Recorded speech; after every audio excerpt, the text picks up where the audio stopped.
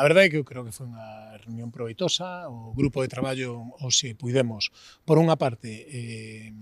acabar de concretar un pouco máis a proposta da Xunta de Galicia que xa trasladáramos na reunión anterior do grupo de traballo e que hoxe tamén lle trasladamos a todo o grupo de traballo no seu conxunto, e por outra parte hai que celebrar a inclusión, a participación, neste caso das Diputacións da Coruña e de Pontevedra, que tamén se suman ao grupo de traballo e ademais se suman a esa promoción na que